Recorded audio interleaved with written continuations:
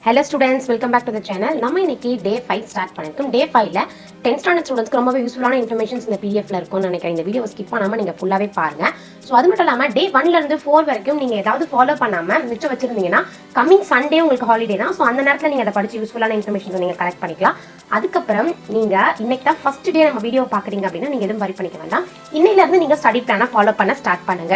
இந்த ஸ்டடி இவ்வளோ நாள் நீங்க படிக்க ஸ்டார்ட் பண்ணனா கூட இதுக்கப்புறம் கொடுக்குற இந்த ஸ்டடி பிளானை ஃபாலோ பண்ணீங்க அப்படின்னா உங்களுக்கு ரொம்பவே யூஸ்ஃபுல்லான இருக்கும் எக்ஸாமுக்கு. ஸோ இம்பார்ட்டன்ட் கொஸ்டின்ஸை படிக்கிறது மட்டும் இல்லாமல் எழுதியும் பாருங்க. இப்போ வந்து உங்களுக்கு day 5ல சோஷியல் சயின்ஸ்ல ஜியோகிராஃபி ஃபர்ஸ்ட் 2 லெசன், சிவிக்ஸ்ல ஃபர்ஸ்ட் லெசன், எக்கனாமிக்ஸ்ல ஃபர்ஸ்ட் லெசன் உள்ள 2 மார்க்ஸ் அண்ட் 5 மார்க்ஸ்.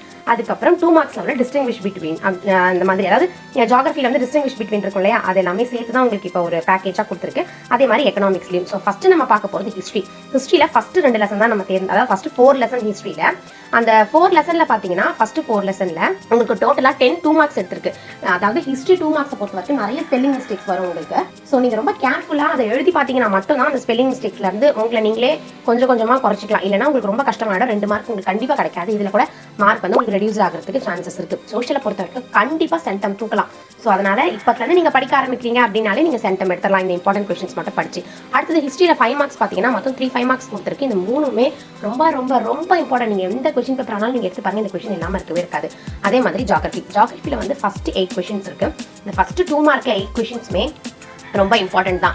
அதே மாதிரி பார்த்தீங்கன்னா ஜியோகிராஃபியை பொறுத்த வரைக்கும் எல்லாரும் 1 லைன் ஆன்சர் எழுதுறீங்க, 1 வேர்ட்ல எழுதிட்டு அப்படியே கொஸ்டினை காப்பி பண்றீங்க. இப்படிலாம் பண்ணா ஜியோகிராஃபில 2 மார்க் கண்டிப்பா தர மாட்டாங்க.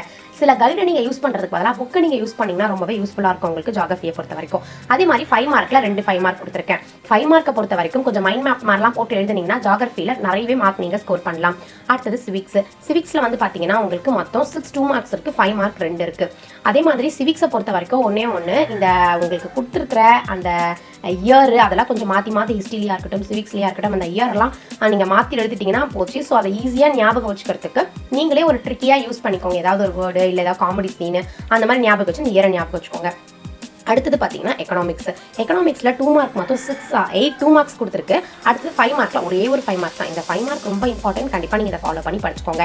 எக்கனாமிக்ஸை பொறுத்த வரைக்கும் இன்னும் நான் சொல்ல போனோம்னா ரிப்பீட்டட் ஆகிற மாதிரி இருக்கும் ஆன்சர். ஒன்றுத்துக்கு வந்த மாதிரி இன்னொன்றுக்கும் இருக்கே ஆன்சர்னால கொஸ்டினை நீங்கள் பார்க்காம படிச்சுட்டு ஆன்சரையும் நீங்கள் பார்க்காம சொல்லி பாருங்க.